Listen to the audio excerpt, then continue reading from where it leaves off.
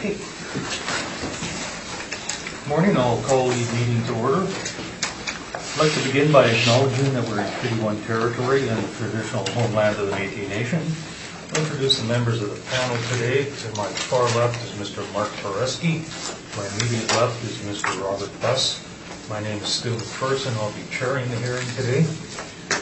The secretary for today's hearing is Ms. Hada Aziz, and representing the City of Winnipeg Assessment Taxation Department is Ms. Sharon Tang and Mr. Merrick Froelich.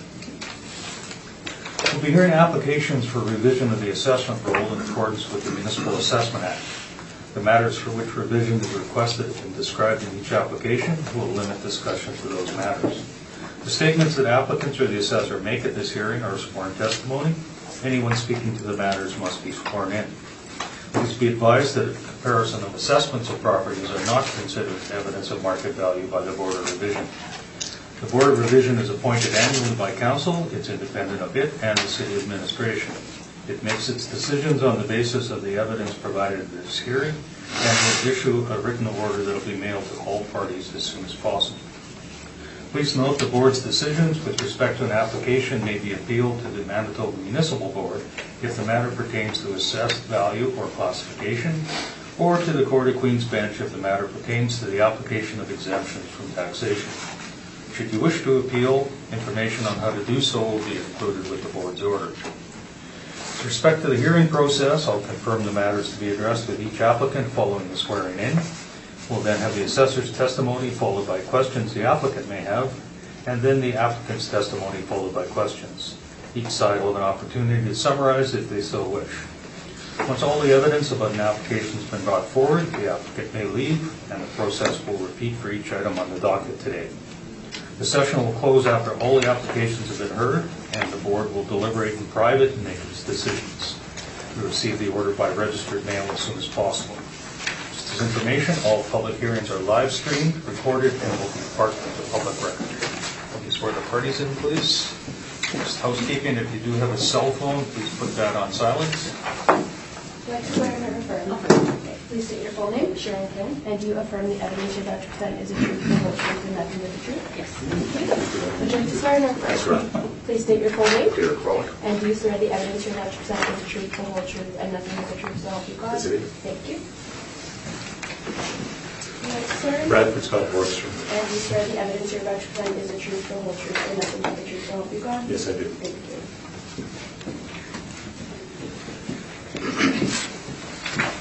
Morning, Mr. Bergstrom. Good morning. You're here representing the owners of 8 properties today. It's the amount of assessed value only that we're dealing with. That's correct. Okay, thank you. As a housekeeping order, there are 2 properties on the docket that I'm not sure why they got separated, but 1023 and 1037 Pacific actually abut each other. It might be simpler to deal with them one after the other rather than dropping. Oh, I see. They're both on the same docket, but Yeah. we'll just. Sorry, yeah, Yeah, be clear. not a problem. So we'll deal with item number 4 and then item number 6 after that. Thank you. Is there any other housekeeping in the assessor's part? Okay. Then we'll just deal with them with that one exception. We'll deal with them as they're listed on the docket today. So the first property we'll deal with is 309 Logan Avenue. When you're ready, Ms. Assessor, we'll hear from you, please. So file number is 19-2458. Roll number is 130990694040. Address is 309 Logan Avenue. The assessed value for 2020 is $489,000. I'm sorry, may I interrupt you here? I see that there's a preliminary issue on this matter. Yes. Let's deal with that first then, please. What is the preliminary matter you're dealing with today? Well, we did not receive the income expense information that we sent out for 2017 and 2018, and we have the attached the delivery information from Canada Post, indicating that the envelope was up to delivery. Page 5.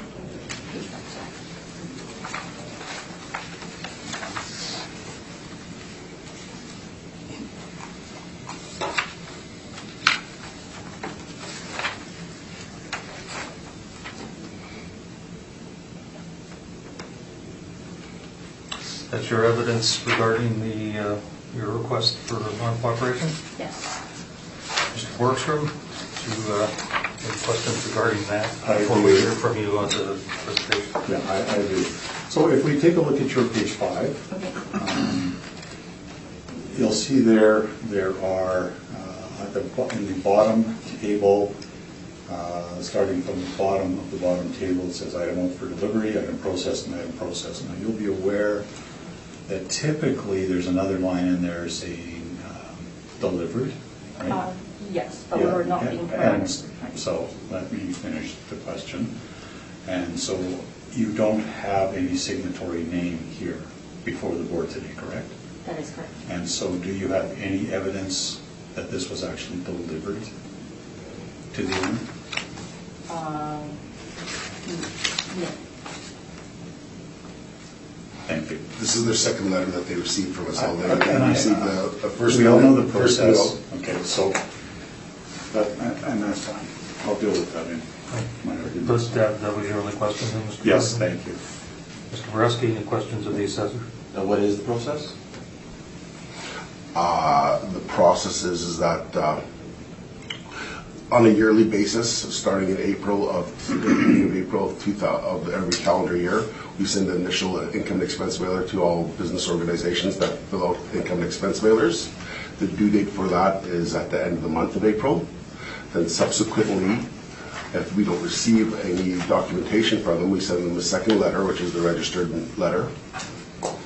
And the registered letter goes out, as we stated here, that we've shown here in our document at page number 5. The due date for that is at the end of May. And then if we don't receive any documentation from them with regards to the income and expense mailer, if they do appeal the assessment, then we ask for a penalty. The Coastal's version. Okay, and Mr. Borgstrom has said that normally there is another line in this tracking details. This is all, and sometimes you do have signatures, and in the circumstances we don't. Signature from the recipient. That is correct. I see. And so the tracking detail would make note that there was a signature. That's usually the case, yes.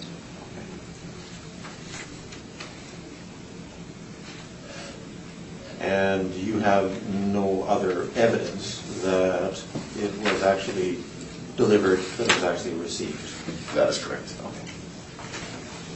Mr. Wilson? Is this the address, the 300 Princess Street, is this the address that the tax bill and the assessment notice go to? Yes. That's all my questions.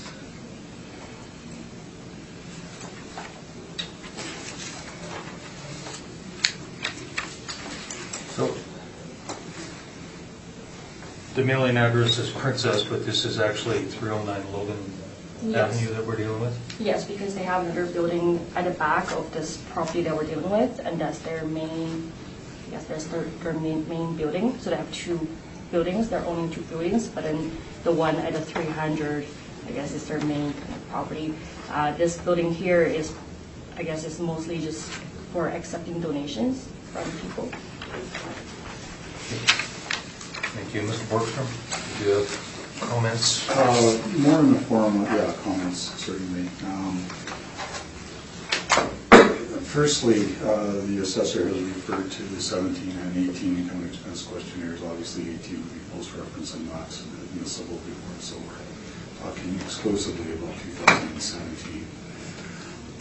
The Lecherson decision makes it very clear, and in particular the Renee management section of Lecherson's decision, that the onus of proving that the owner received the request for information lies with the assessor.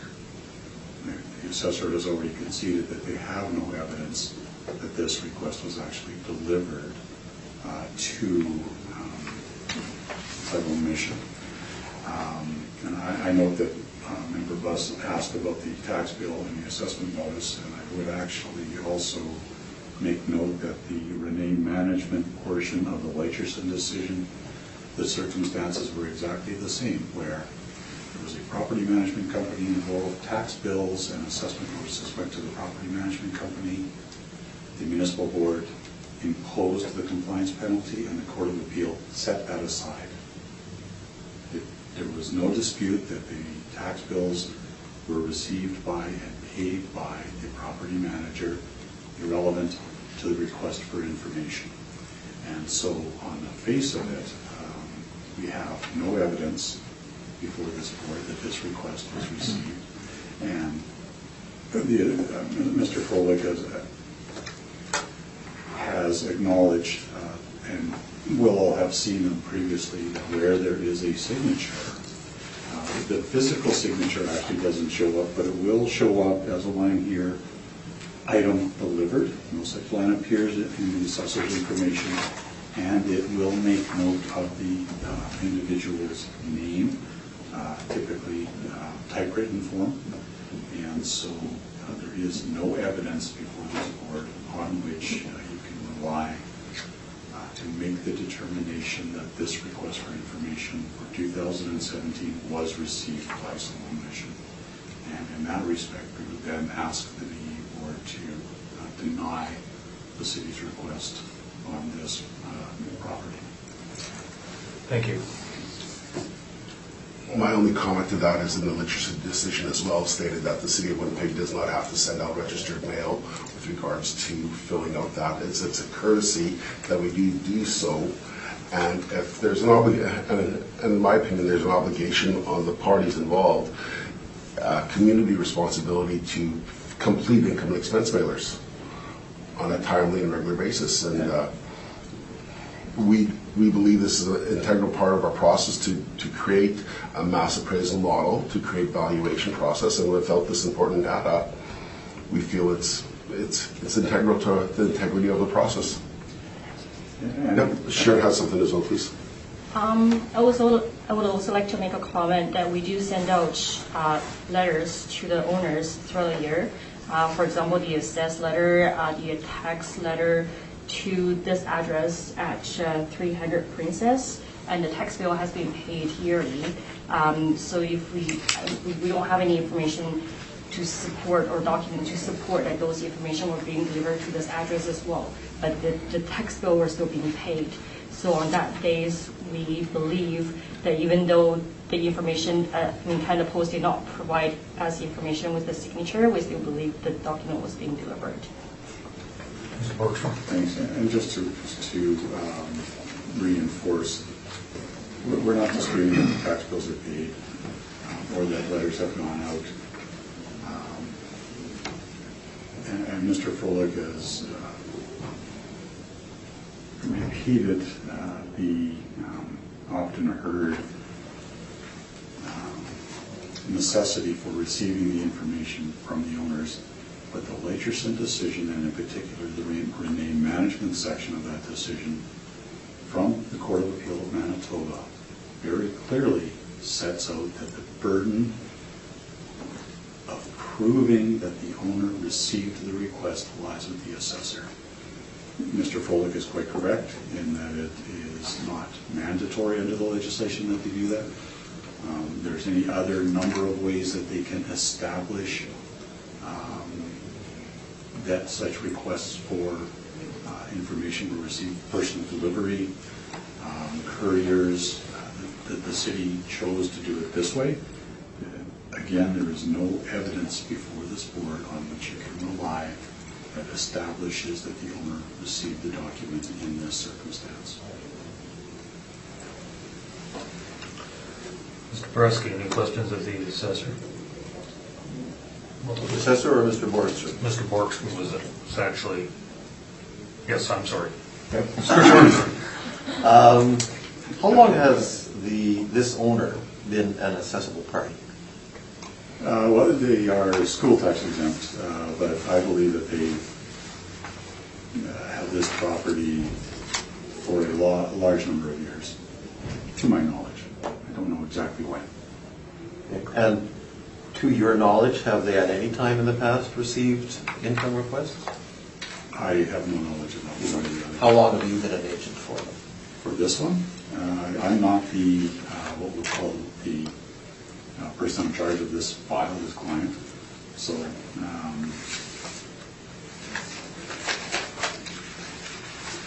just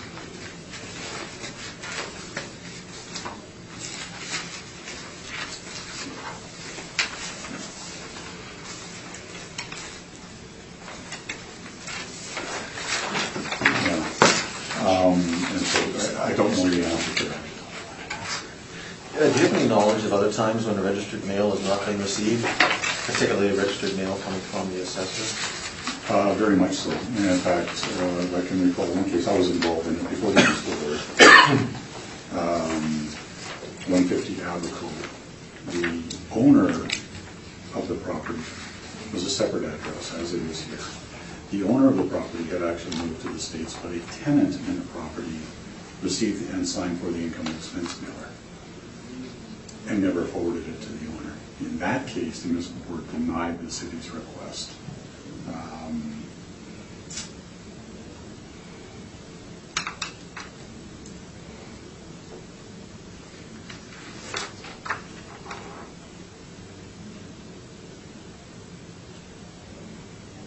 In the case of, it wasn't Renee Management, but it was a related case before the municipal board, and I believe it was I'll call it a neighborhood shopping center at the corner of Bottomwood and Cottonwood in Windsor Park.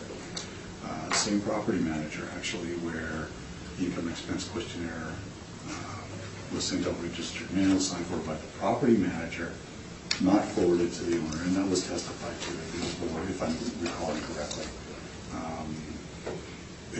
I'm stretching here because this goes back a fair number of years. And the municipal board, again, denied it in those circumstances. So this, in this case though, the address for service is Siloam Mission 300 Princess. That's presumably where this would have been directed. Is there an intervening agent who would actually be responsible for receiving that, not Siloam Mission at 300 Princess? I don't believe so. What does the Boeing case tell us that would have bearing? That the city does not have a responsibility to notify tenants of a request for information. That the owner received the request for information in the Boeing case wasn't in dispute, rather that it was the tenant that didn't receive that notice. And is Siloam a tenant, or is they're the owner, correct? They're the owner. They're the actual owner They're the owner. of both 300 and of 309. I believe that's correct. Okay, that's all my questions. Thank you. Mr. Plus? So the decision you were referring to earlier, Leiterson? That was before the Manitoba Court of Appeal. And just let me ask you a question first. Sure. The decision you were referring to earlier, they said that there has to be proof, but they didn't say there had to be a signature. Is that correct? What they said was that the onus of proving that the request for information was received by the owner lies with the assessor. That's what that decision said. And in that decision, the Manitoba Court of Appeals set aside the decision of the municipal board imposing the penalty. So we set aside the penalty in that case. But they didn't say it had to be signed. They said there had to be proof. What they said was there are any number of ways that this can be done. And I know that I could have brought it. It's a fairly extensive presentation, and I'm quite certain that each of you have seen it before. But that's good. There was just some Yeah. question as to whether this had to have a signature on it or something. No, That's all my question. But the assessor has also conceded, and just to repeat, the assessor has also conceded that she has no evidence that this was actually received by the owner. That's right. I heard that. Mr. Kapreski, you have a follow-up? I'll follow up with the assessor. All right. So the registered mail would normally be delivered to the party that has the address on the mail. Must they sign that for the mail delivery person to actually hand it over? And if they fail to sign it, would that mean that it would be returned to sender? Usually, we can't control the process. We register Canada Post to fill out the application forms. We send it out. Sometimes if there's a person who is working at the desk and they refuse to sign it, they'll accept it, but they refuse to sign it. We have no control over that process. What we do have control over is there's a history here of documentation where we send letters, we send appeal notices, we send tax bills here. I've had situations in the past as well whereby we've been told to send information to the billing information to the ownership, and then there's an agent has argued that we need to send it to the corporate address, not what's on land titles. So depending upon the circumstances, the position flips. And so, but what we do have, and this was recently argued at a municipal board hearing that I had, and we still don't have our decision on that yet, if there's a history of documentation and there's a history of letters, if they've done it in the past, and I'm not familiar if they have completed the mailers in the past, because sometimes in a situation like this, even though, you know, there's the main building here and they'll put it under the same address, common sense, it's owner occupied, there's no rentable information in there, we would acknowledge it.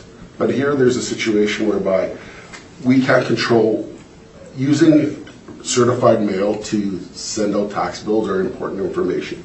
It's pretty important. The next step would be potentially a bailiff.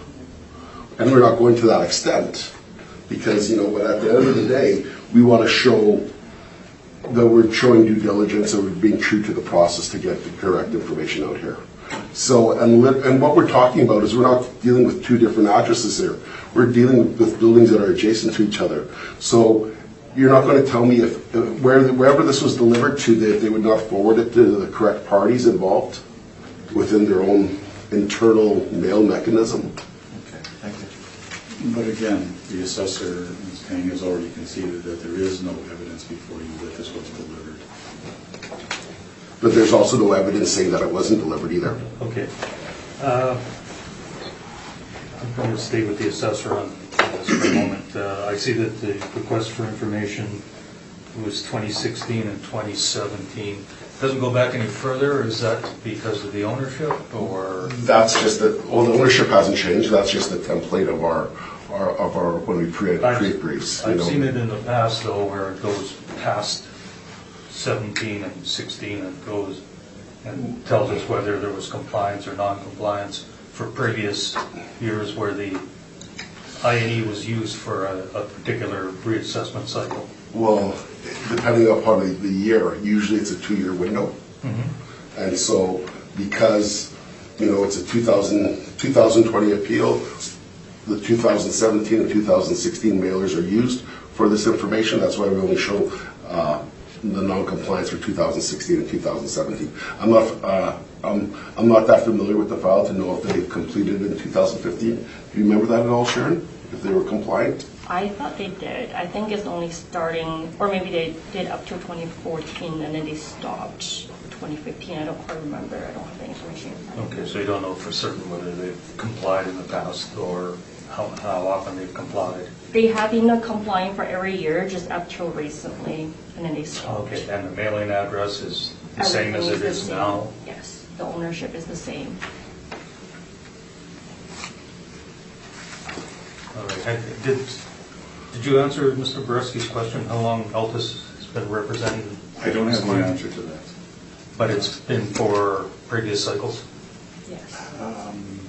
I truly don't know. I have not previously done fieldwork on this particular property or on their.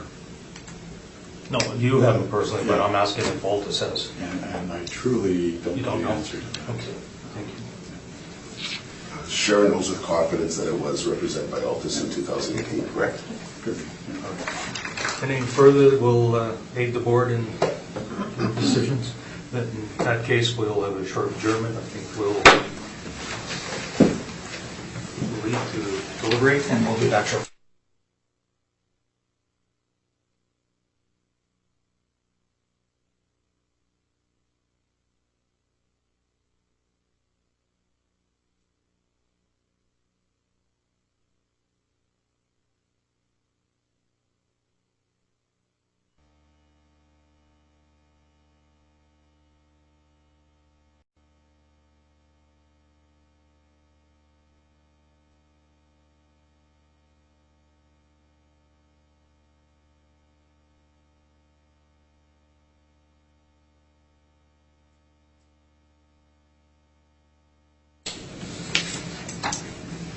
Call the hearing back to order.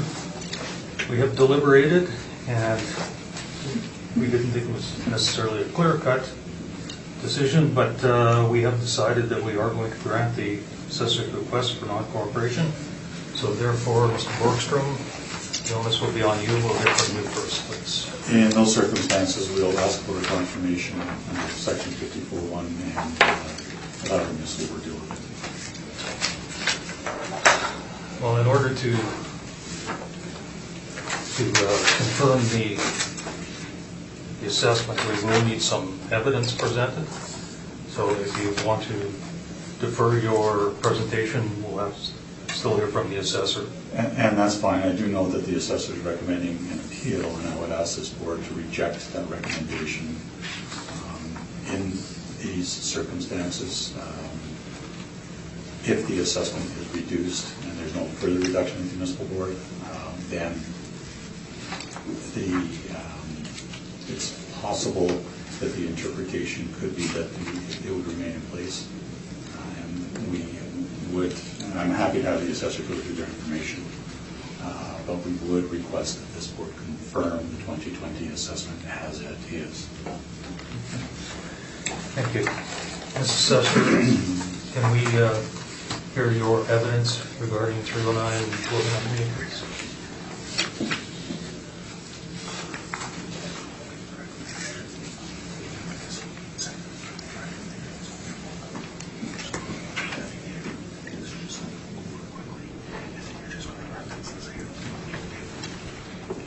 So file number is 19-2458. Roll number is 1309906940. The assessed value for 2020 is $489,000.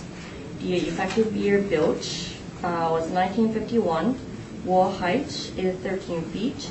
Zoning is M2, manufacturing general. The building has, the land area is 14,178,000 square feet, and the plan area is 8,515 square feet.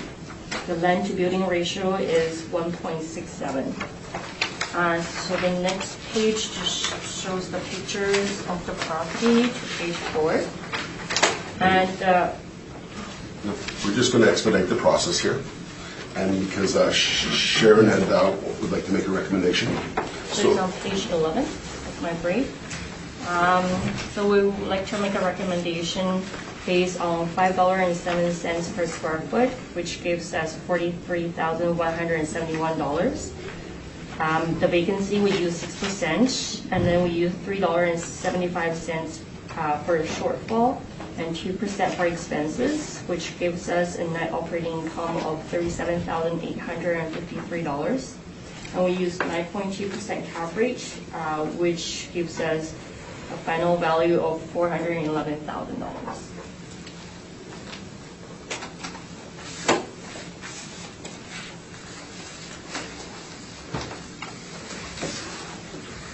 Mr. Boardroom, questions, comments? I have no questions. I would repeat that we seek confirmation under section 54.1 of the Municipal Assessment Act of the 2020 assessed value at $489,000, notwithstanding the assessor's recommendation.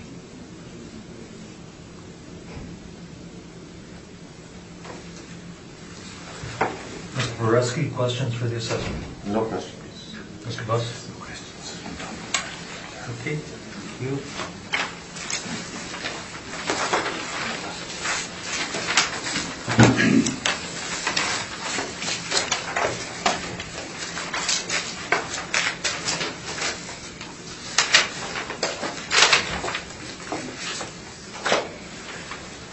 Next property we'll deal with is 615 Henry Avenue. When you're ready, Mr. Assessor, we'll hear from you, please. So file number is 19-4755. Roll number is 1309604650. Address is 615 Henry Avenue. The assessed value for 2020 is $3,545,000. There are two buildings on the property. The warehouse portion was built in 1981, and the office portion was built in 2004. The zoning for the property is M2, manufacturing. The land area is 79,615 square feet, and plan area is 18,671 square feet. And land to building ratio is 4.26. So page 2 of my brief shows an overview of the subject property from overhead. And page 3 basically shows where the subject property is. It's between Henry and Higgins Avenue. And page 4 and 5 shows the income and expense information submitted by the owner. So there is a sale in December, on December 21st of 2018. However, that is post-reference sale. Page 6 of my brief shows the comparables. However, I do ask the board to ignore the last second comparable. It is the same as the last third comparable that I have. It's just the last second comparable is the information from 2016, and the last third one is the 2017 information. So you can see, so the first 3 comparables is the comparables for the office portion, and the 4, 5, 7 is the comparable for the warehouse portion. On page 7 of my brief shows the comparables in relation to the subject property. On page 8 shows the assessed information. So for the office area,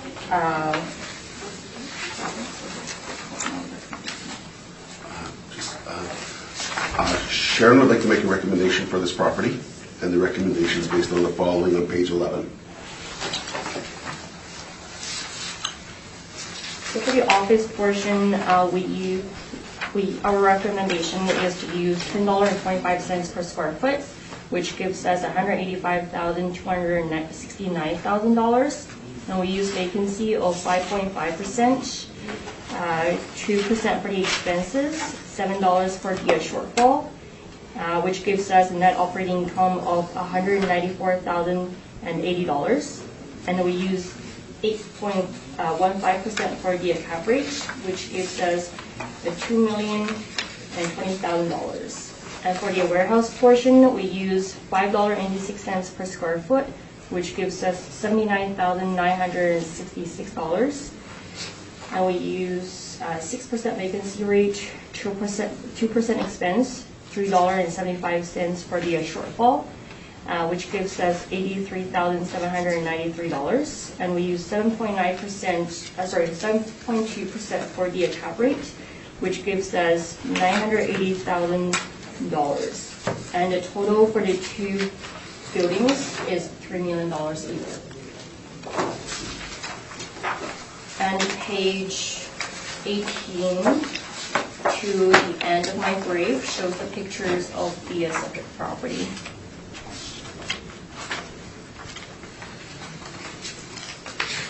As you can see by the pictures of the subject property, there's a nice modern finish. This aspect of the building was built in 2004. So by doing a slight reduction on the rental rate of $10.25, we believe the rent that we're using is very fair considering the condition and the finish of the building structure. Also on the bottom of page 23, you can see some aspects of the warehouse section of it, how it's a nice and clean environment, good pictures, good detail. And actually on the bottom of page 24, that's the warehouse section of the asset. Is that true? You want to tell the board? Oh, so with the pictures on page 24 and 25, it shows office space. However, this is in the warehouse section. Thank you. Mr. Forks, any questions?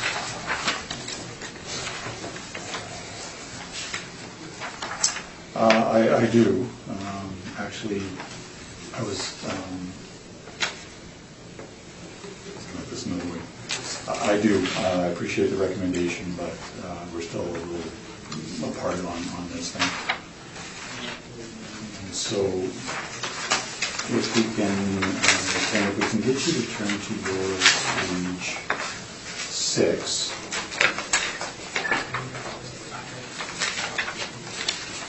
You indicated that your first 3 comparables there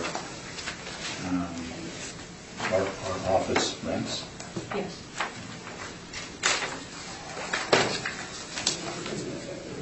Now, the subject property is occupied by Arctic Glacier, correct? Yes. Are you aware of the history of the company? Don't know. Not a lot. Fair enough. Would it be, or is it accurate to say that this office building in this location is unique? An outlier, there isn't another one like this in the area? There are some quality office spaces in the area. Like if I'm looking at the sewing machine factory on the corner of Logan and so the Slow Rockcheck Bridge, I'm sure they have quality office space in there that's relatively a bit newer. Have you been in there? I have not been in there, Do you know that there's office space in there and the quality of it? well, would there not be a general office space in there? It's in your building. This is your evidence. What we're doing here is we're just, Okay. to answer your question, is that there are some newer buildings that have been built. If you're looking at new office space, So let's back up for a minute.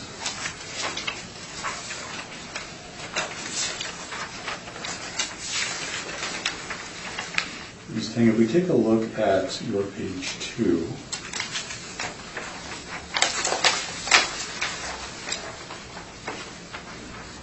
and the 2 numerical labels 615 and 625, those are the subject property, correct? Yes. And it backs on to the CPR's yards there, correct? Have you been down Higgins in this section? You know the condition of it? No, I haven't. No, okay. And as we look, and so there's obviously no development between the subject and the CPR rail yards, correct? That's correct. And if we look east and west and south of the subject property, all of those properties are older in nature, correct? I would assume they'll be pretty similar to the 615. You would assume, okay, so let's take a look at 599 Henry. You see that immediately adjacent to the east? Yes. And in fact, we were in that building during our inspection, weren't we? Yes. And in fact, and that's an older building, correct? Yes. And owner occupied, yes. And in fact, the property adjacent to that to the east is on the docket today, right? At 589 Henry? Yes. Also, turn of the century construction, masonry. Yes. This is an established neighborhood, correct? it's been there for a long period of time, yes. Yeah, and it's been developed for a long period of time. Yes. And you'd agree with me, would you not, that the buildings in this area are older, correct? Yes. Nobody's building office buildings up in this area, correct? That's correct. Okay. So as we take a look at your rental comparables, the first 3 on page 6, none of those are in the subject area, correct?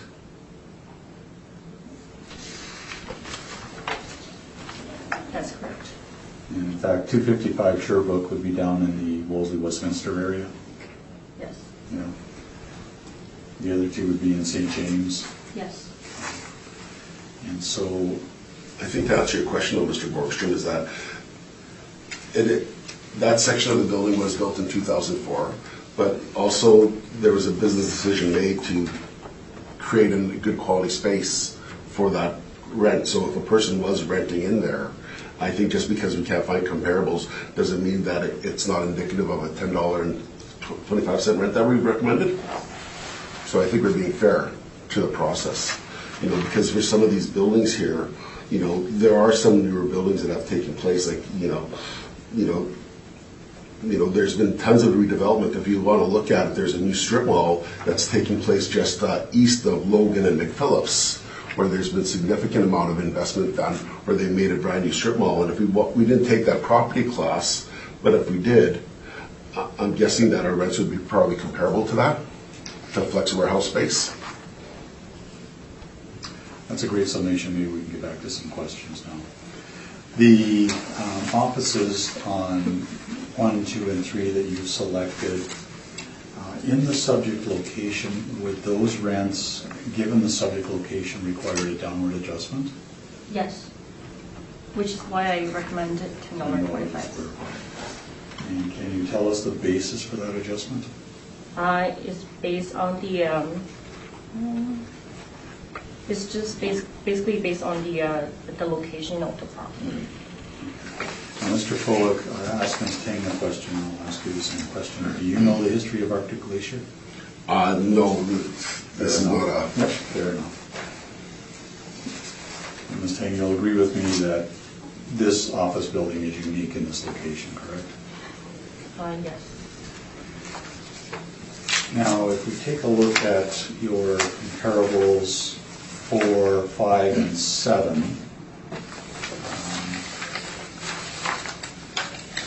again, 1857 Notre Dame is nowhere close to the subject property, right? Yes. And similarly, 945 Erin is nowhere close to the subject property. Yes, because we couldn't find the information maybe comparable as this for similar sizes. And that's because most properties in this area are owner-occupied, correct? That's correct, yes. And given that most properties in this area are owner-occupied, would that lead you to conclude that there is a lack of a market in this area for rental properties? I would disagree with that. I was asking Ms. Dane. I'll come back to you in a minute.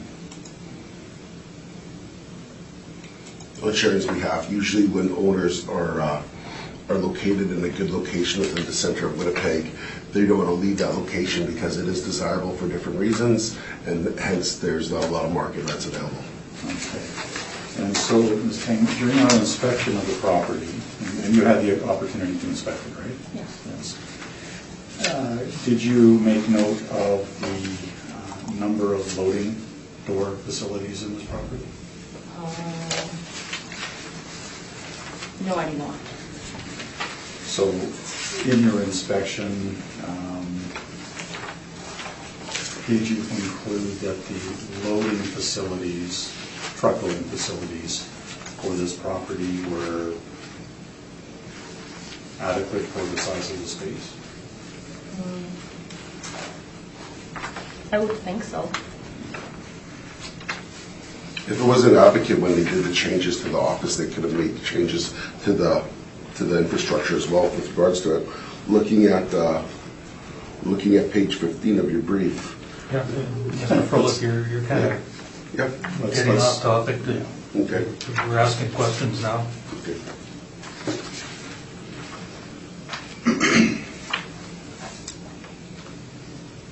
And so as we're looking at your rental comparables 4, 5, and 7 on page 6, is it your view that those rental comparables would also require a downward adjustment given the location of the subject? Yes. I want to turn for a moment to the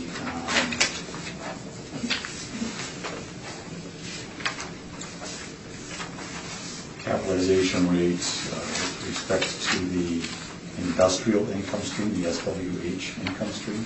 Yep. Now, you've applied, or sort of the city model has applied here 7.3%, correct?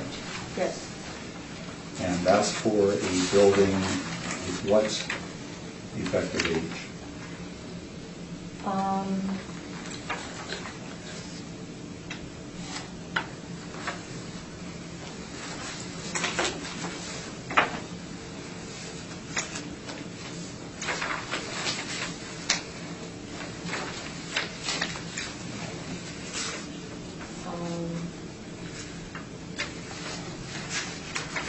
I think the effective age would be 1981 and 2004. So the effective age of the industrial section is 1984? 1981. 1981.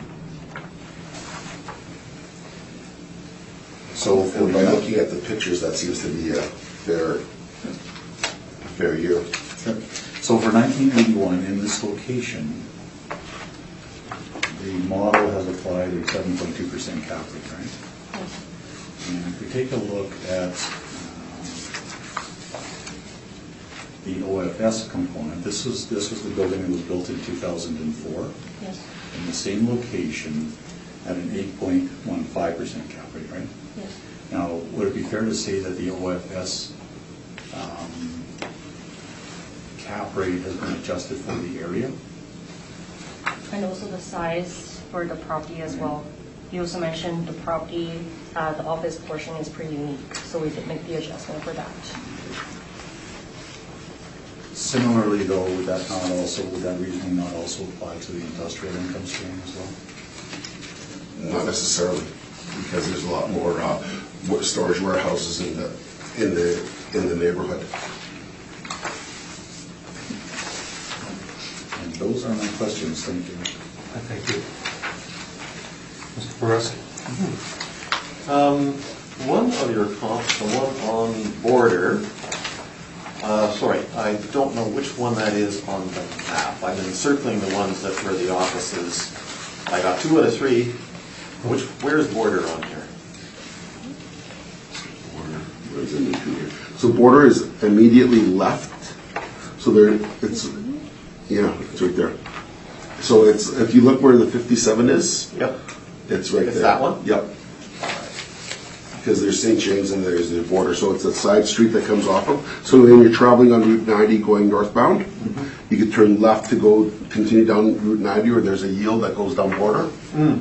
That's the yield that goes down border. Okay. All right.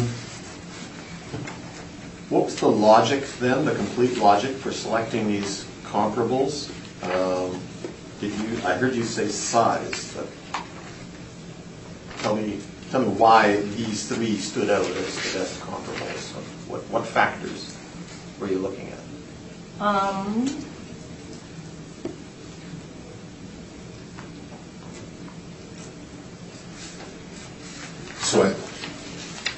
So the effective year, so if we're using a 1981 effective year for this property, our comparables, this is the office portion, right? Which ones are the office? Like 3 is the office. The faucet, and so you used, are you asking about for the office, or are you for both? Okay. Both, because none of them are nearby. Yeah, So then exactly. what was driving you? It wasn't proximity, We're looking at year, and then we're looking at size. year and size. Yep. And the wall height. Year, size, wall height. And they are all comparable, you're saying? They're going to have to check it to see. Okay.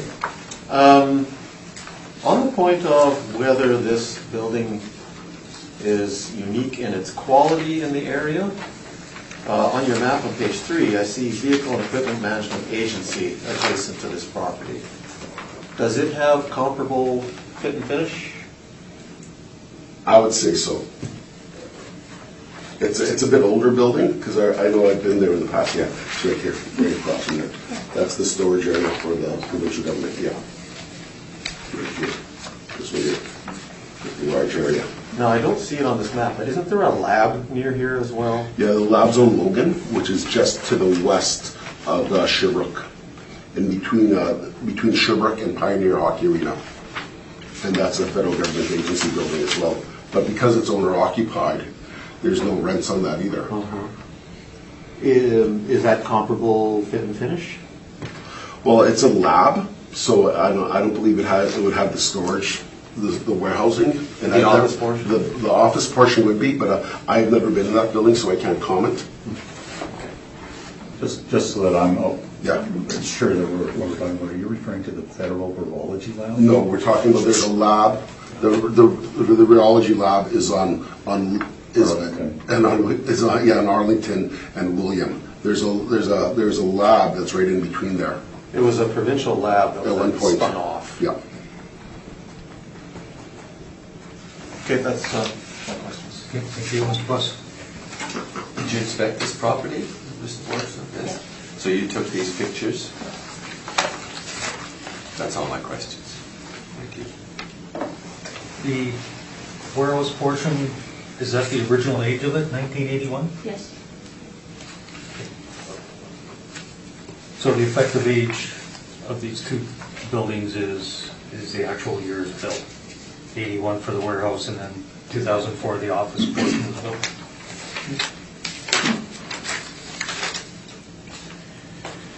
Just a comment on page 5. You've got subject sale history, that's post-reference, that should not be there, correct? Yeah, you are correct. We will ignore that. Yep.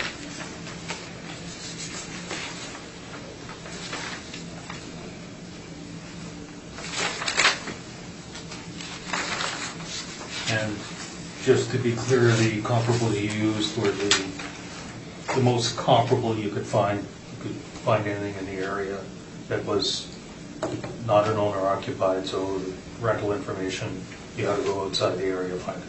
Yes. Thank you. Works. Thank you.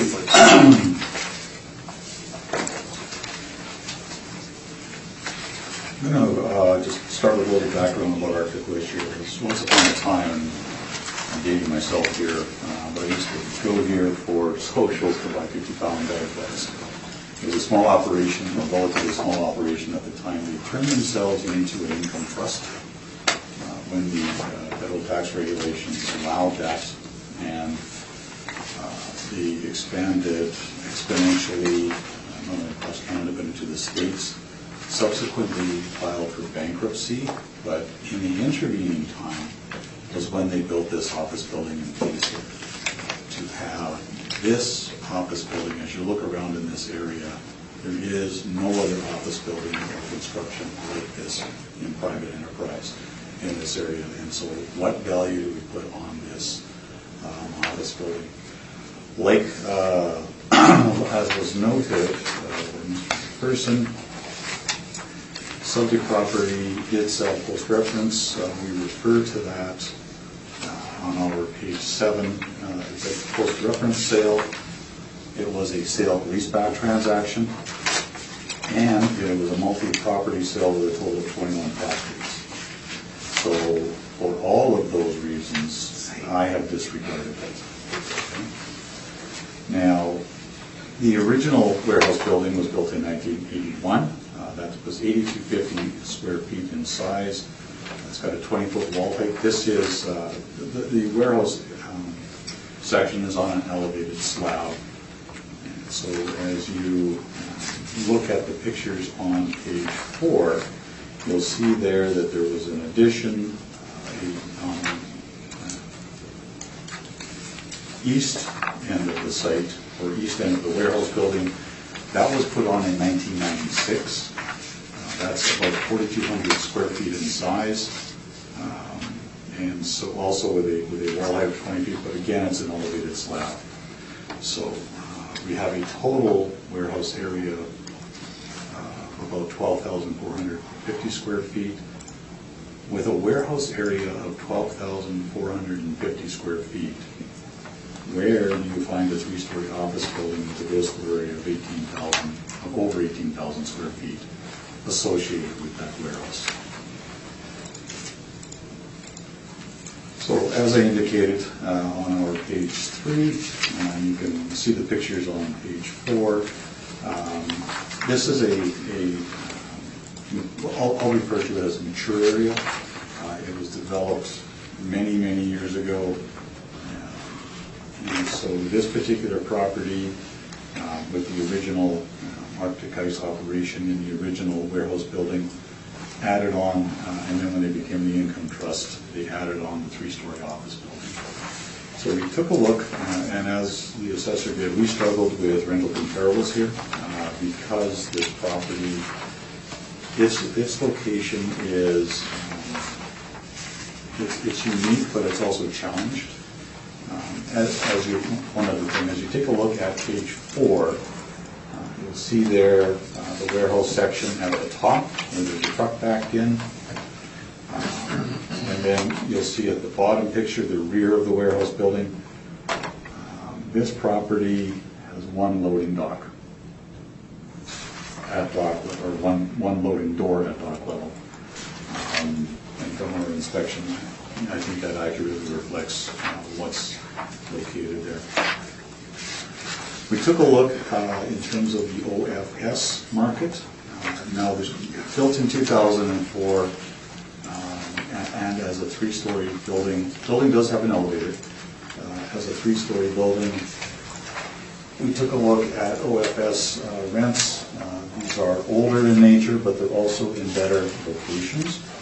And so we took a look. We've assigned $9 a square foot, and I appreciate the assessor has made a recommendation to $10.25 a square foot. I just don't think that that's supported in this location, and so my opinion was that $9 more accurately reflected the achievable rent for 18,000 square feet in this location.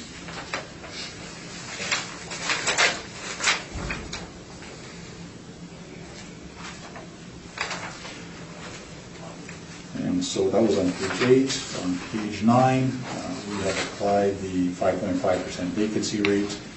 I do note that on the industrial component, the city's model adjusts vacancy for this area. There's no such adjustment for the OFS component of the income stream.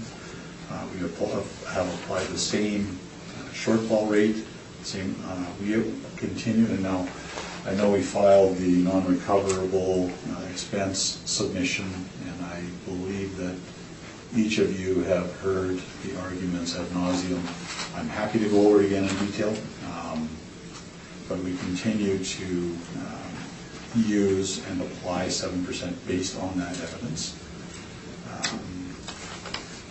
In terms of the capitalization rate, we are applying the same capitalization rate as the city's model of 8.15%. On page 10, I took a look at a number of industrial properties. Again, these are, in my view, 1000 Alexander is far enough out of that core that it's not negatively impacted. All of the properties on St. James are actually within the 1555 St. James complex. They're all industrial in nature. City has applied 691 in their model, and the assessor has made a recommendation down to 586. Based on my view of this property and its particular location, its loading challenges, I thought that $5 a square foot was more appropriate for this property, and so that's what we've applied.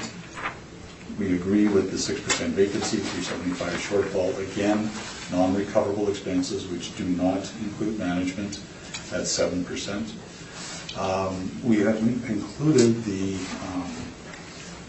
separate capitalization report for industrial properties, and so based on its location, which is one of the factors that we adjust for within our study, I've applied 8%, given the elevated slab and the clear wall height, or the clear ceiling height, the location. 8% I think is more appropriate. So we go through the mathematics on page 12, and we're looking for a reduction to $2,376,000. Now, the pictures I've appended at the rear of our submission, you'll see there on page 15, it gives you a much clearer view of the loading door.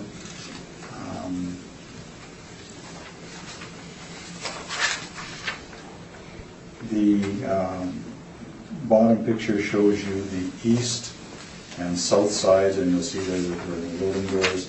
And from the other picture, you could see the other pictures on page 4, you could see the west side. So we show from a previous inspection on 2006, nothing much has changed since then. And you'll see the pictures at the front. You'll see there on page 16 at the bottom, quite clearly, one overhead loading door. Page 17, exterior shot of the properties to the east, and the parking lot at the bottom of page 17, and some interior shots of the office and the warehouse, much the same condition as when we inspected the property with the assessor. So based on all of that, our requested reduction is to $2,376,000. Thank you.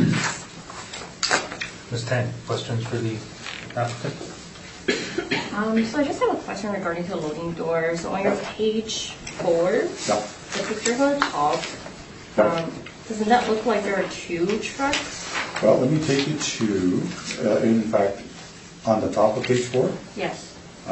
in fact, when we take a look at page 16, Right. and you'll see the 2 pictures there. On the right-hand side is a loading door. Yeah. But you'll recall when we were there, the doors to the left of that, or westward of that, were actually to get into the warehouse area. Do you recall that? There was I'll call it a people door. That looks bigger than a people door, though. Well, okay, so it's like a double door, right? But it's not an overhead loading facility. It's an elevated slab, and the elevation runs out in front. So let me just finish, right? So, Ms. Tang, you'll recall that the slab in front of the loading door extends out 8 or 9 feet. Okay. Yeah, do you recall that? And it runs all the way along the length of the building to the adjacent office building. Okay, so for the page 2, Okay, when was that picture taken? page 2. Yes. Because it does have a truck using that building. No, I understand that there's a truck there, Right, but but my question is when you'll was also that picture recall taken? that there's a slab in front, and they'll just run the forklift out and load it out that way, right? That's why the slab is there. So what you're saying, though, is That there's a single door for loading. But It see, can't- okay, so it looks like the double door on page 15. Let's come There's at this also another- another side here. Yeah, let's come at this another way. You'll recall, Ms. Payne, that this is a facility that has to meet, in terms of its business operations, it has to meet certain sanitation standards because they produce ice for human consumption, right? Yes. So they limit themselves to the single door for access and egress because there's production happening in the other areas. Do you recall the areas when we inspected? We went to the west in the building, there was the production, the overhead conveyors, the ice production. Do you recall that?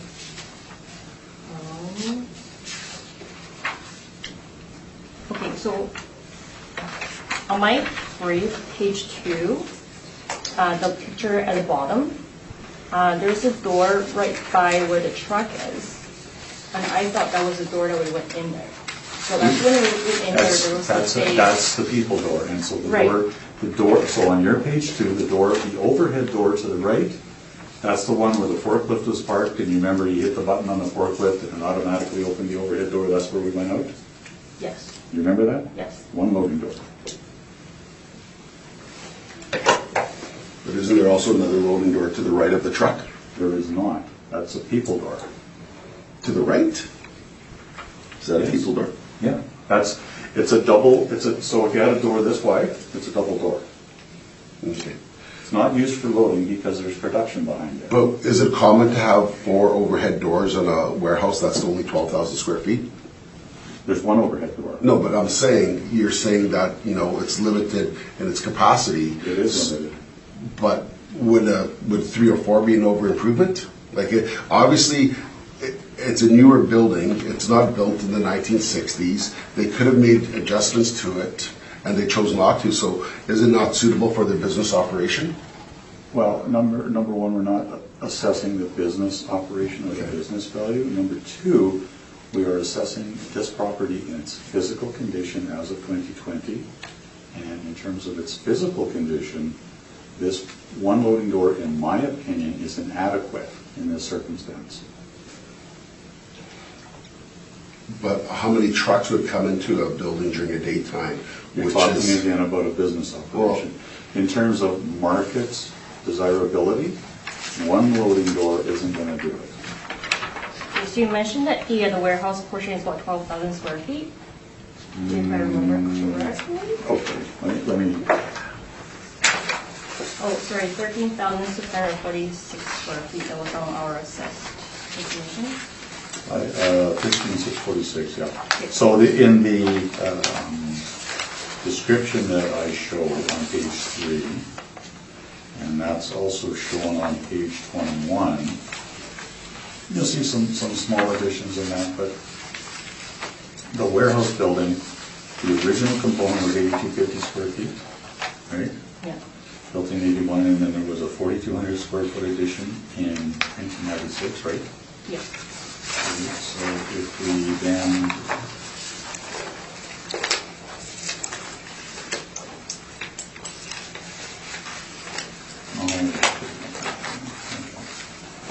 and in the warehouse component, you'll recall that there is a limited amount of mezzanine space upstairs. Yes. Okay. And so that's the difference in the square footage. So out of that, the total square footage for the warehouse portion, was this, like, how much would you say the storage portion would be? Because there's a portion for the production, Right. and there's also a portion for the office area. So what's the portion would you say is they use for storage? Well, I don't differentiate between production and storage. Right, but because you said that one overhead door is not sufficient for the entire 12,000 square feet, but Right. if the storage portion is not actually 12,000 square feet, it's only, say, 8,000 square feet, then probably one overhead door will be sufficient. So the office component in the warehouse, it's at the eastern end of the building, right? Right. And that office component was, there was, as you come out, there's a front door. As you're going from the inside to the outside, there's a front door, there was a desk with a little counter, and then there was one office beside there. So the office space in there is really limited. It would surprise me if it was 1,000 square feet total, probably less. So you're still talking about 12,000 square feet of warehouse area. Right. And it doesn't matter what the business is in there. One loading door, in my opinion, isn't sufficient. Okay.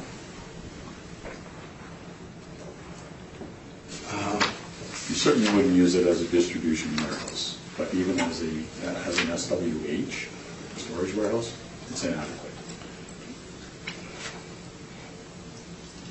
But for the use of the building, though, it's suitable for what it does currently. Well, we are assessing the property in its physical condition as of 2020, but hypothetically, and according to the model, the property is vacant and offered for rent on the market. And so what would it rent for if it was offered? The production equipment isn't going to be there, the business operation isn't going to be there. You've got a 12,000, give or take, square foot warehouse area. One loading door, in my opinion, isn't enough. I'm not suggesting 3 or 4, but one doesn't do it. But on the surface, it does seem to be more than one, though, because there's a not? double. Okay, So that's fine. Okay, can we move on? I Yeah, think we've for sure. established there's one overhead yeah, door, the other's double door. Okay. Yeah. The $6 rent, what building is that on 395 Notre Dame, in the OFS portion? That's in fact, I did do a fuel cycle on that thing. It's they produce noodles, steamed noodles in there. Okay, and that's an office rent? No, that's an industrial rent. But you have it in your OFS section of it? 395? Yeah. Am I misthinking? Okay, hang on. It's on page 8 of your brief. Would you?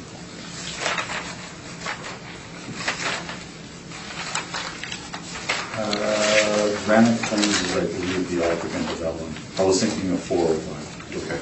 So Granite Claims, it's a office finish, 1-story, So if you took that standalone, single-tenant building. Okay. So if you took that $6 rent out, from the, will that increase your average and your median? Mathematically, absolutely. Yeah, okay. And your other properties here on, I'm assuming on Border, it's 1313 Border? There's no address provided. Nor was one requested. And typically, I bring the printouts with me, but I don't have them here. And- I believe that that's the case. And would they have the same quality of finish that the In subject terms of property office? has? Yeah. You know what, the subject property was built in 2004, but it's average. And the issue isn't so much with the condition as the location. Yeah, but it's 25 years difference though. And again, the issue isn't so much condition as location. If you put an 18,000 square foot office building on a market in this location, it's going to sit there forever, Where? On, in the location of the subject property. no other questions? Thank you. Mr. Burris? Well, looking at the agent's brief on page 12, at the income summary, led me to make comparisons with the assessors 10 and 11, and I'm sorry, but I've got a question about the assessors pages 10 and 11. Okay.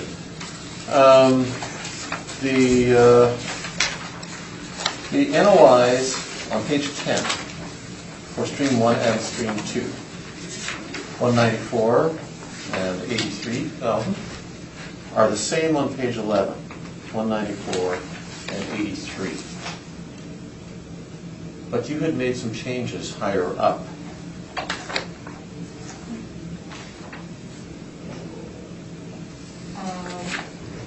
Yes, sorry, I didn't make the changes. So the NOI portion for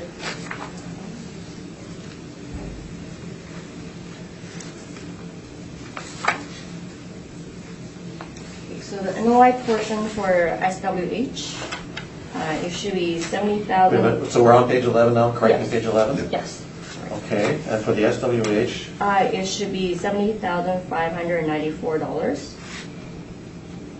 70,594, okay. And then for the OFS portion, it should be 164,619. 619. Okay, and then you do the math and you properly get those capitalized values? Yes. Okay.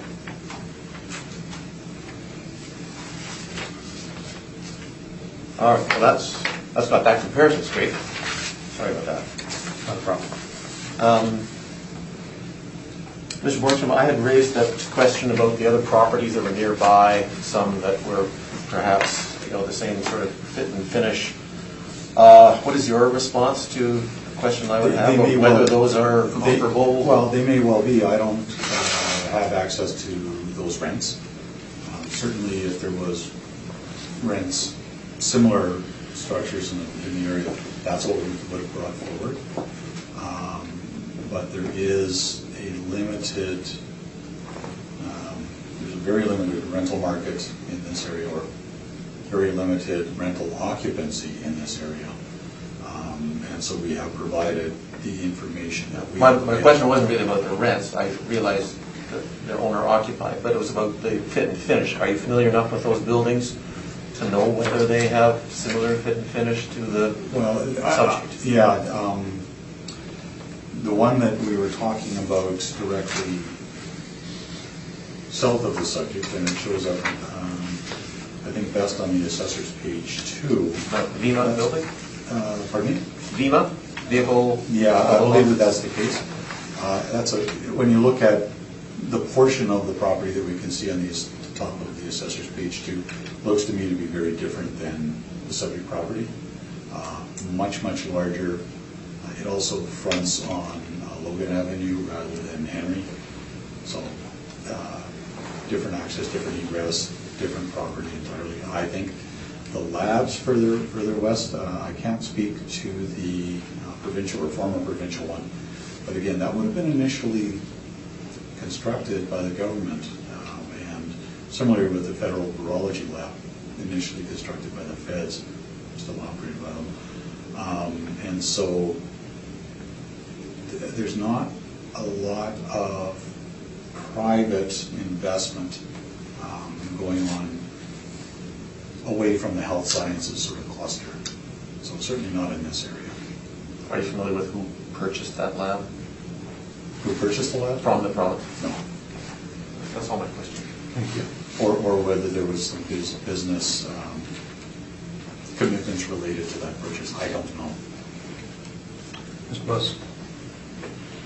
How long have they been operating out of these buildings? Well, when you say they, Arctic Ice. so they originally, since 1981, when they built the warehouse, They built the warehouse and then... since 81, and then they turned themselves into an income trust. There were some antitrust investigations in the States, which ultimately But they've been operating to the, led to their, building. well, not they, because they then filed, I believe, for Chapter 11. So it is a different incarnation of the same kind of operation. It's no longer obviously an income trust because that's not allowed. And that's why the 3-story office building was built in this location, because they had a massive North American operation. As a Are they still, is the building full, or they use the entire Well, office building? there's no tenants in there as to whether it's full. It looked to me like they're utilizing it, again, in terms of a business operation, because I they're understand. not centered solely in this location. So they're doing, as you had stated, I think, food production? No, ice. Ice, I understand, but And so there were certain... production for human consumption, Yes. maybe is the proper word. Yeah. Does that mean it's quality of building or fit and finish would be better No. than your average warehouse? No, that has more to do with the equipment and the way they maintain the interior. And I think that the assessor would confirm that from our inspection. Okay. That's all my questions, Mr. Chairman. Thank you. Just to follow up on that, the equipment, is it all removable? Yes. So it's not like a cold storage facility like others in the city where it's actually concrete Yeah, built in? No, and in fact, the equipment that's in there is very much sectioned, and I'm sure you'll appreciate this. The equipment that's in there is multiples smaller than the free press printing presses, which the municipal board, you'll be aware, in certain already has accepted as being a chattel and not a fixture, notwithstanding that it was never designed to be removed.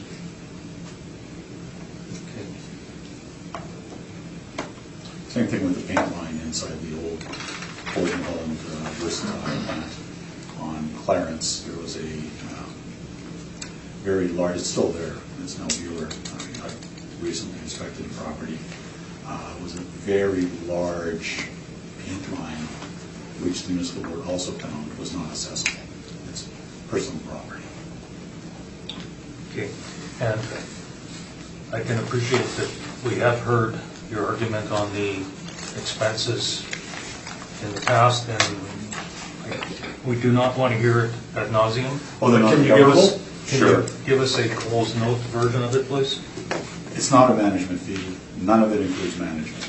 We assume, as does the city, that management is recovered. And in the study that we filed separately, we give a large number of examples.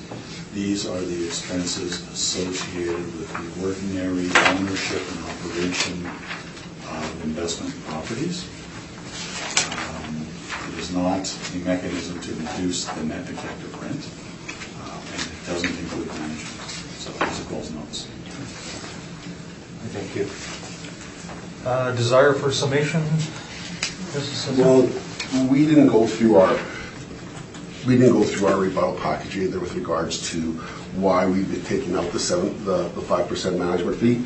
There's been enough documentation shown through Altus and through our own studies whereby if you take out the non-recoverables of the commissions, of the tenant inducements, on page 16 of our brief, there's a great example of all the analysis that we did to show that a 2% management fee, the 2% for other fees is fine. And once again, This property is owner occupied. It's not a tenanted property. There's not a leasing agent. They're not advertising. So to be equitable to other organizations, there is the 5% recovery for a property which is owner occupied is not applicable. But you're assigning a rent to it. We sign a rent to it to come up with a market value. And as we've stated many times in the past, Mr. Borgstrom, you refuse to acknowledge a direct sales comparison approach to value at these hearings. Okay, so that's your summation then? And also, what we've done here when we're looking at the presentation that we've provided here today is that we've tried to be consistent. So if you look at the front page here, our land to building ratio is 4.26. We've made adjustments to our rents in both areas to be more than fair. And so if we look at the comparables used by Mr. Borgstrom with regards to rent, asking for a lower rent, he hasn't made an upward adjustment with regards to the low land to building ratio that's on his comparables. So overall, we're very comfortable with the recommendation that we've made today. Thank you. Thank you, Mr. Borgstrom. I think the points have been made, need to be made. Thank you. Thank you. Do we need a brief recess, anyone, at this point? Yes? Okay, let's keep it to 10 minutes maximum, please. So I will call it a recess at this point.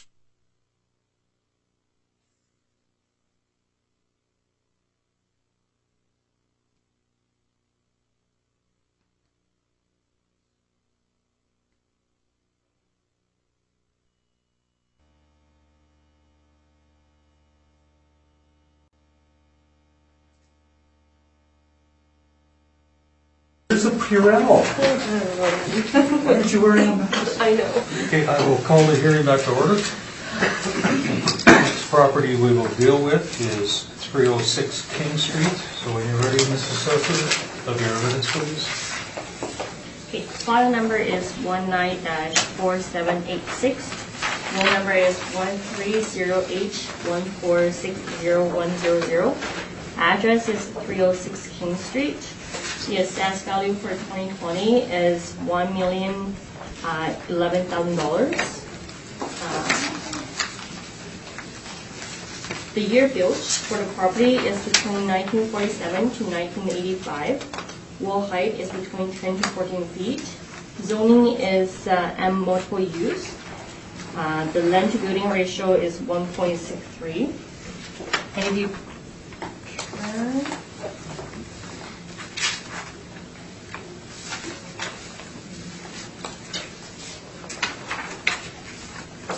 okay, so page 3 shows the, page 2 and page 3 shows the picture of the subject property. For some reason, the picture from page 2 didn't print. So the page 3 shows the picture of the subject property from the back, which is on the Princess Street. Page 4 and 5 shows the income and expense information submitted by the property owner. Page 6 shows the rent comparables, which ranges between $2.63 per square foot to $4.81 per square foot. Page 7 of my brief shows the comparables. Page 7? I have blank on page 7. Blank. Oh, sorry, it's the picture will just be at the bottom Oh. of page 6.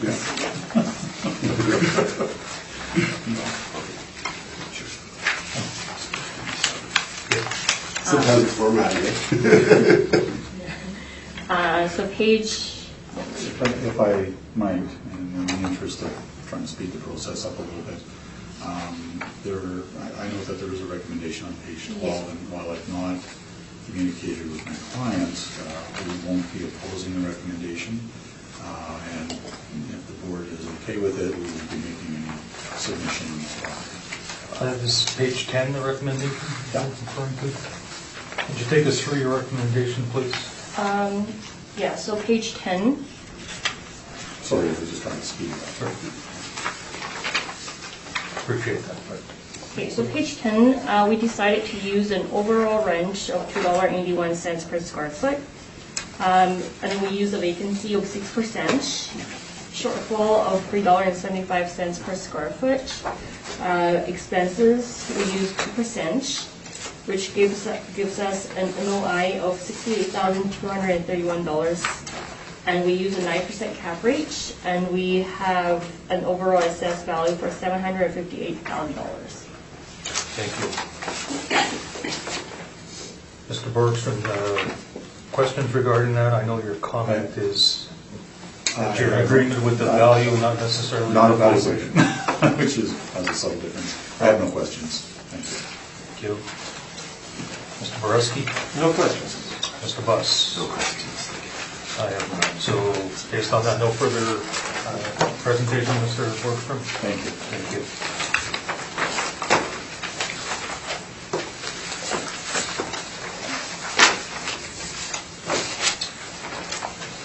We can move on to 1037 Pacific.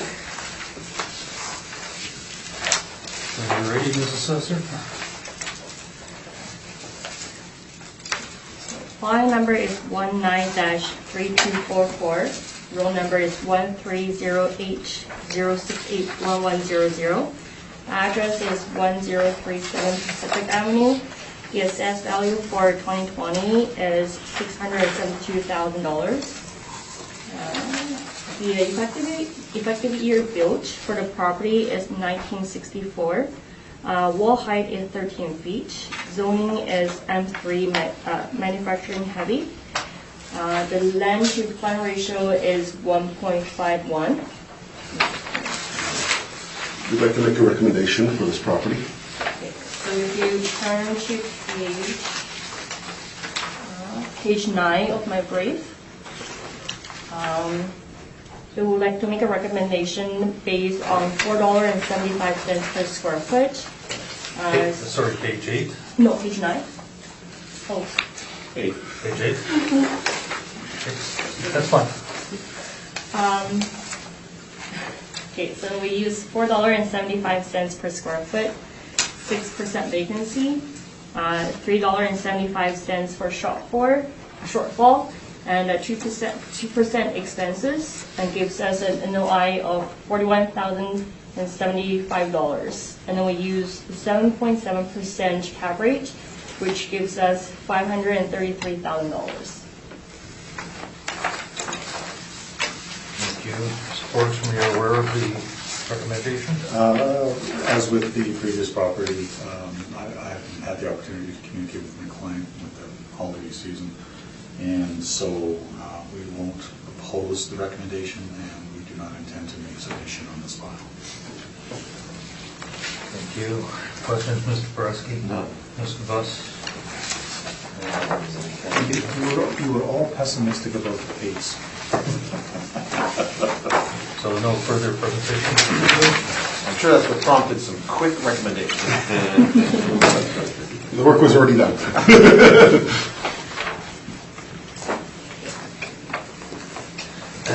And we're now going to deal with 1023s. 1023 Pacific? So what we, yes. That's the adjacent property, is that correct? It is, and I don't want to jump ahead, but the assessor's picture on page 3 really clearly shows the two properties. The one we just dealt with and the one we're dealing with now. Okay. And the dividing line on the roll actually runs down the seam of the joint of the buildings, right in the middle. It's a little offset there, but it actually is right in the middle. Okay, thank you. Ms. Assessor, when you're ready, 1023 Pacific, please. So file number is 19-3242. Roll number is 1308-068-0600. Address is 1023 Pacific. The assessed value for 2020 is $689,000. The effective year built is 1964. Zoning is M3 manufacturing heavy. The land to fund ratio is 1.64. For this property, we make a recommendation as well. If you turn to page think it's 13. 13, correct, yes.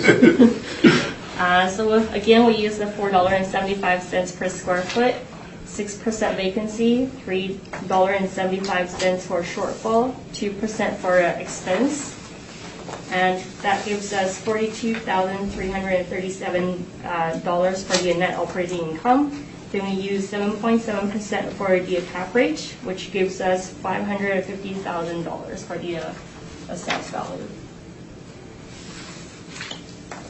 Thank you. Mr. Bergson? Not opposing.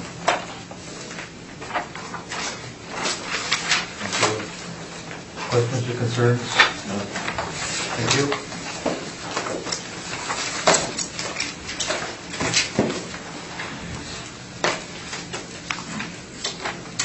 So then we will go back to 589 Henry.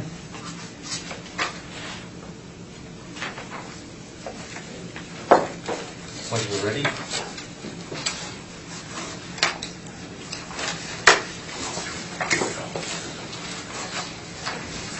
So file number is 19-1801.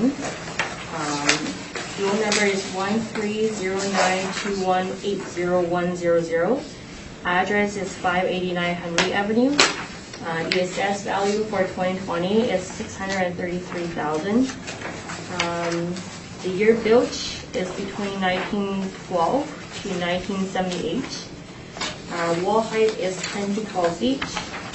Zoning is M2 manufacturing general. Land to plan ratio is 1.17. And we would also like to make a recommendation for this property as well. Turn to page 11 or 10. 10, yes. Okay. So we use an overall range of $2.91 per square foot, 25% vacancy. Shortfall, we use $3.75 and 2% expenses, which gives us a $57,501 for the NOI. And we use 9.8% for cap rate, which gives us $587,000 for the assessed value.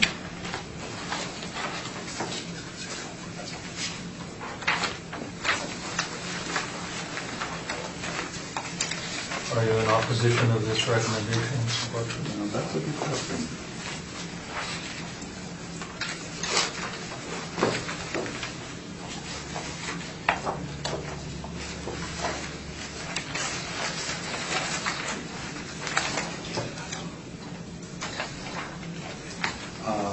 Not opposing. Thank you.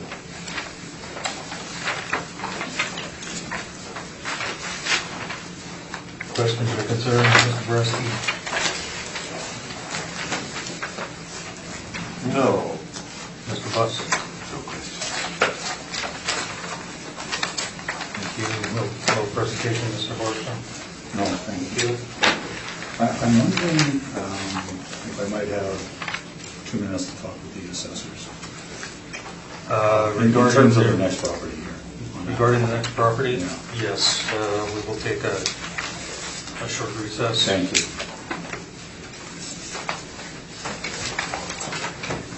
Let's keep.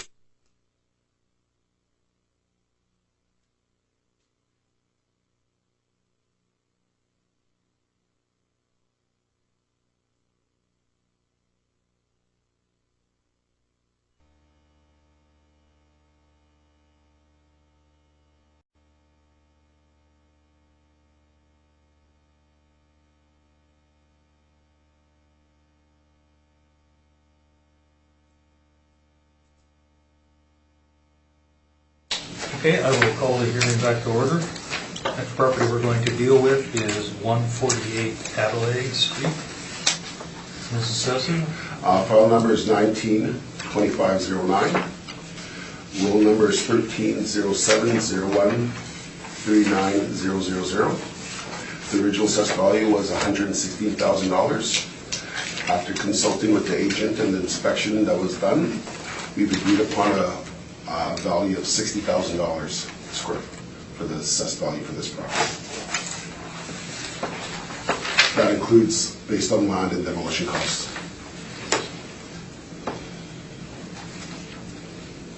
Sorry.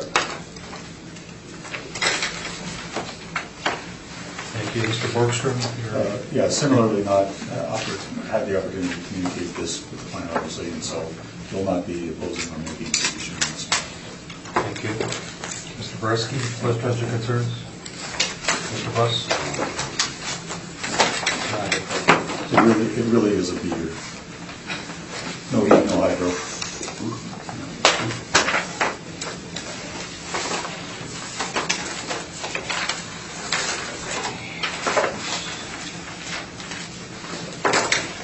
The last property we have to deal with is at 607 Lorette.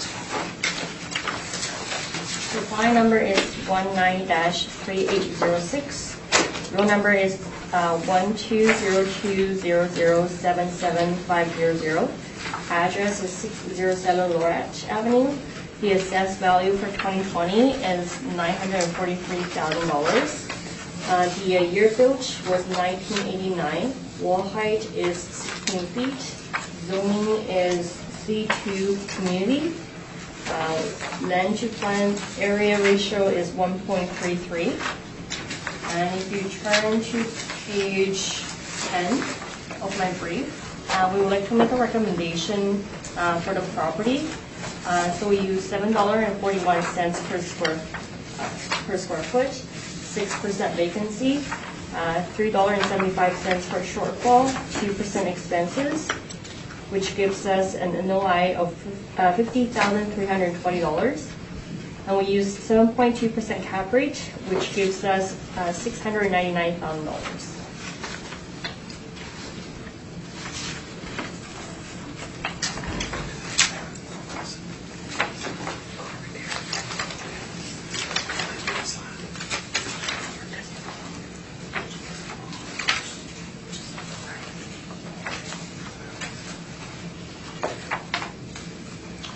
That concludes your presentation. Yes.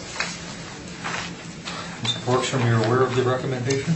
We are not opposing the recommendation and not making a further submission on the file. Thank you. Mr. Boreski, questions, concerns? Just for clarification, on page 8 and 9, values are 1116,000. Yet on the front page it's 943. 943 is the right number.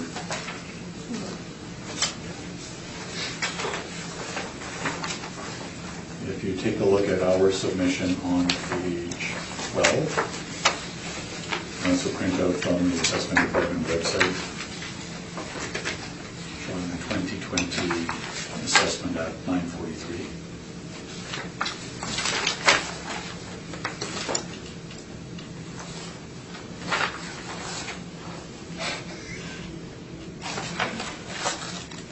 It's been busy. You know, like in some regards, I would say it defaulted to land value, but that's not the case here. So I really, you know, and because of the nature, it's inventory warehouse, but it's an auto body shop, right? No. No, it's not. What is It's it? not an auto body shop. Is it car repair? Kind of, or installations, in about half of it, and then in the other half, they're actually changing the use to some kind of biomedical production in a very small clean room, and then distribution out the front. Did that answer your question? Trustee on the 943. All right, thank you. Mr. Buss? No questions. Nothing further. Yeah, definitely not an auto body shop. No. Okay, and you've stated that you're not in opposition, but you're not going to make a further presentation? That's correct. Okay, thank you. That will conclude the properties we have to deal with then. Thank you all for your presentations today, and the orders will come out by registered mail. Of course, I'll call the hearing to a close.